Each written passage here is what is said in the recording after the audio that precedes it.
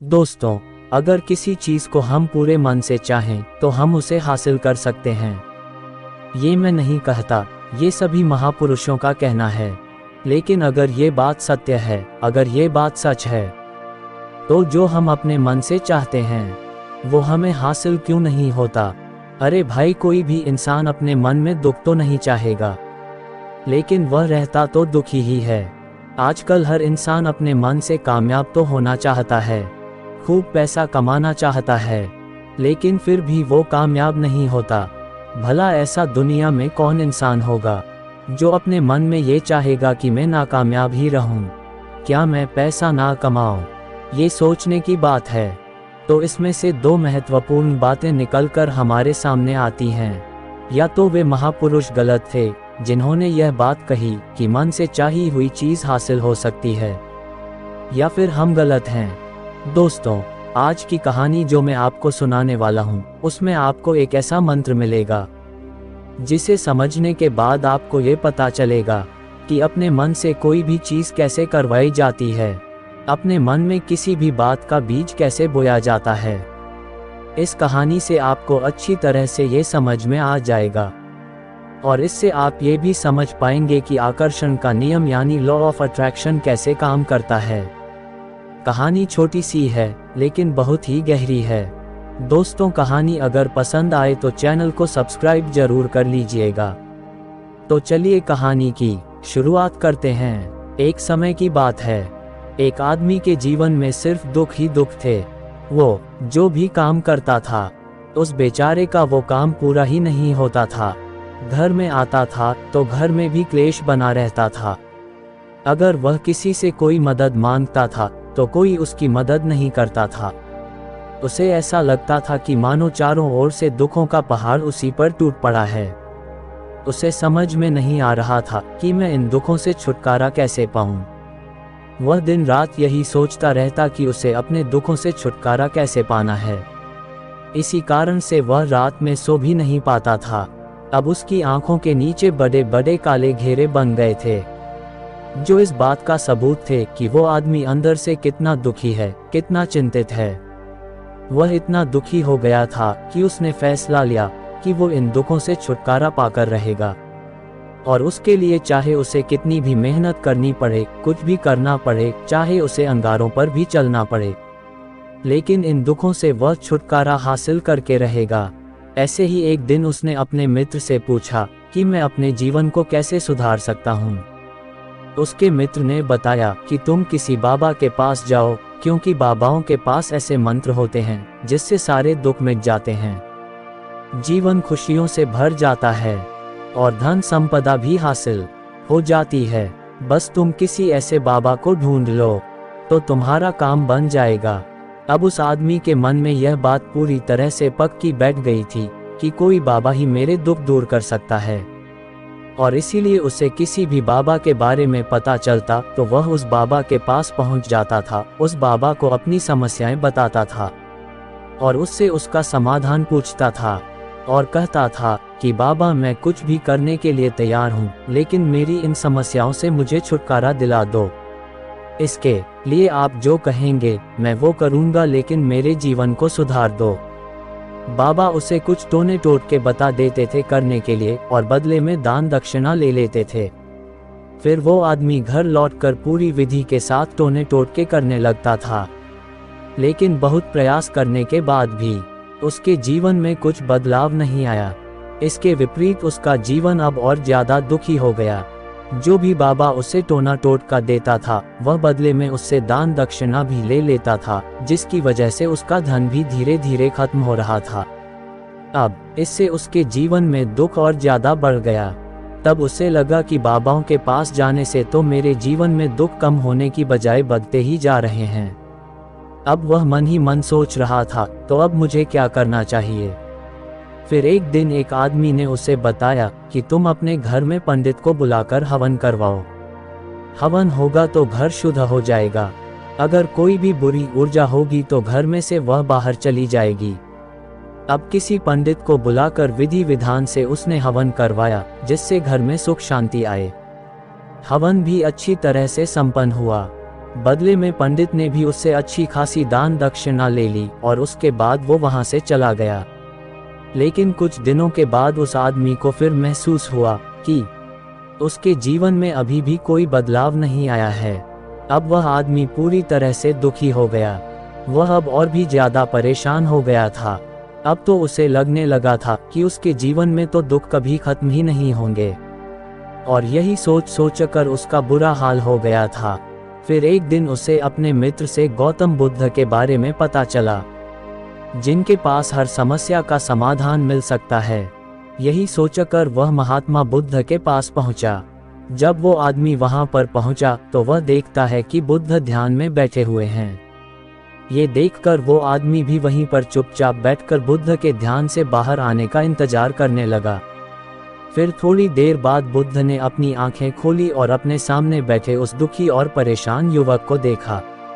बुद्ध उसकी आंखों के नीचे काले घेरे देखते ही समझ गए कि यह आदमी अपने जीवन में बहुत परेशान है। उसे संबोधित करते हुए बुद्ध ने पूछा कि युवक, तुम क्या चाहते हो? हमारे पास क्या लेने आए हो? उस आदमी ने कहा कि महात्मा, मैं अपने जीवन में बहुत परेशान हूँ। मैंने अपने दुखों को दूर करने के लिए बहुत सारे उपाय कर के देख लिए, टोना टोटका किया, कई मंदिरों में पूजा पाठ भी किया, हवन भी कराया, लेकिन ये दुख मेरा पीछा ही नहीं छोड़ रहे हैं। इसीलिए आज मैं हार मान के आपके सामने अपने दुखों के समाधान के लिए आया हूँ। बुद्ध आदमी की बात सुनकर पहले तो मुस्कुराए और कहा कि तुम्हें तुम्हारे सभी दुखों से छुटकारा मिल जाएगा, लेकिन उसके लिए तुम्हें एक बहुत मुश्किल काम करना होगा। युवक ने कहा कि आज आप जो बोलेंगे मैं करने को तैयार हूँ, चाहे मुझे उसके लिए अंगारों पर भी चलना पड़े, मैं चलूँगा, बस आप आज्ञा दीजिए। इस बात पर बुद्ध ने कहा कि अंगारों पर चलना तो बहुत छोटा काम है, वह मैं तुमसे नहीं करवाने वाला। मैं जो तुमसे करवाने वाला हूँ वह बहुत कठिन मंत्र है, क्या तुम उसको पूरा कर पाओगे? अब उस व्यक्ति ने कहा कि जरूर कर पाऊंगा, बस आप बताएं कि मुझे क्या करना है। बुद्ध ने आदमी से कहा, तो ठीक है, अब जब तुम यहाँ से अपने घर वापस जाओगे तो अपने मन में यह मंत्र दोहराना कि मैं अपने जीवन में सुखी हूँ, मैं अपने जीवन में सुखी हूँ। बार बार तुम्हें यही दोहराते रहना है, और याद रखना अपनी शब्दों से नहीं, सिर्फ मन में दोहराना है। अब आदमी ने कहा, हे महात्मा, बस इतनी सी बात, मैं तो ये आसानी से कर लूँगा, लेकिन इससे आखिर होगा क्या?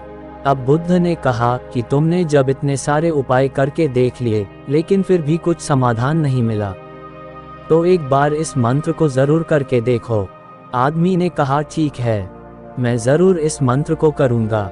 और वह जैसे ही उठकर चलने लगा तो बुद्ध ने उसको रोका और कहा, एक और बात का ध्यान रखना कि जब तुम इस मंत्र का उच्चारण करो तब तुम्हारे मन में बंदर के विचार नहीं आने चाहिए, तभी यह मंत्र कामयाब होगा। अब वो आदमी हैरान हो गया और उसने मन ही मन कहा कि आज तक मेरे मन में कभी बंदर के विचार नहीं आए हैं, तो अब क्या आएंगे? उसने बुद्ध से कहा कि आप फिक्र न करें महात्मा, मेरे मन में बंदर के विचार नहीं आएंगे। ये कहकर वह आदमी वहां से निकल गया।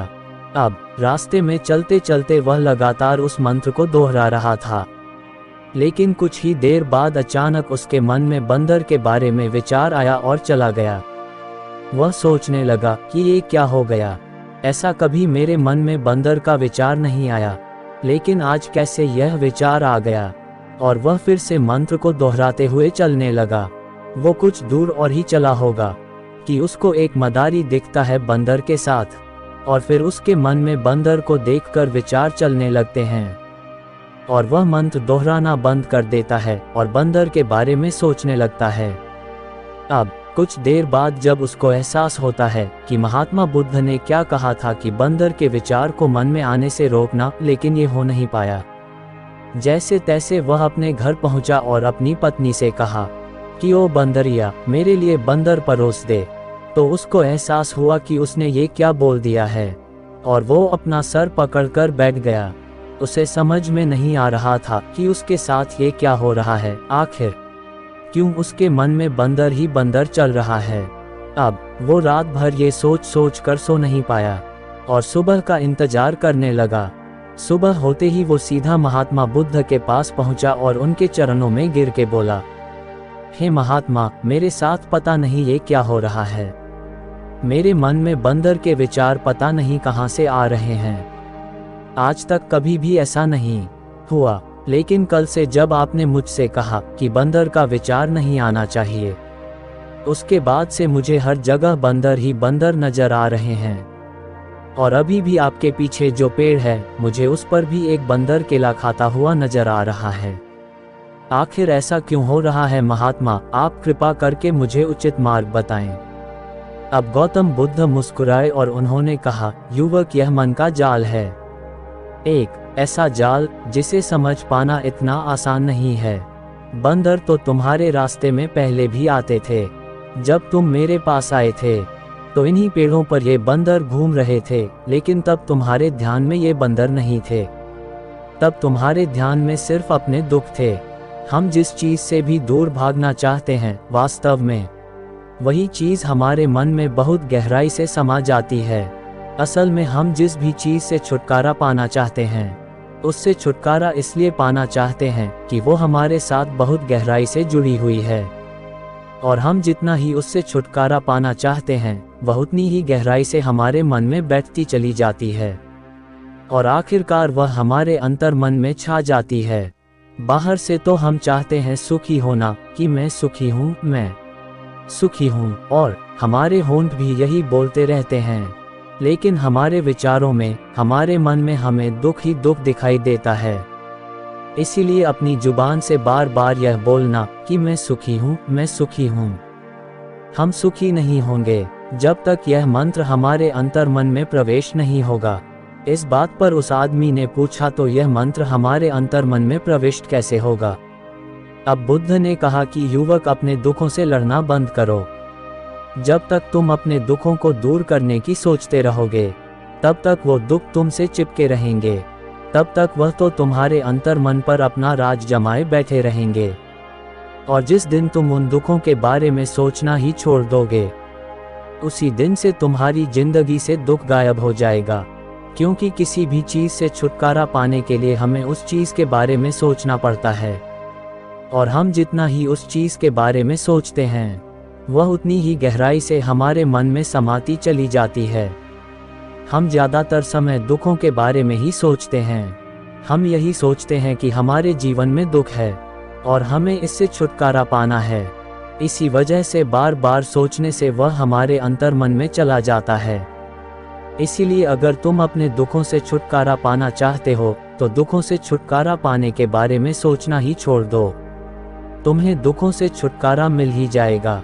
दोस्तों, अगर हम इस मंत्र को समझ लेते हैं, तो हम अपने जीवन में जो भी पाना चाहते हैं, उसे अपने अंतर्मन में डाल सकते हैं। और एक बार वो लक्ष्य हमारे अंतर्मन में बैठ जाता है, तो फिर सफलता पाने में कोई भी समस्या नहीं आती है और कोई भी दिक्कत नहीं आती है।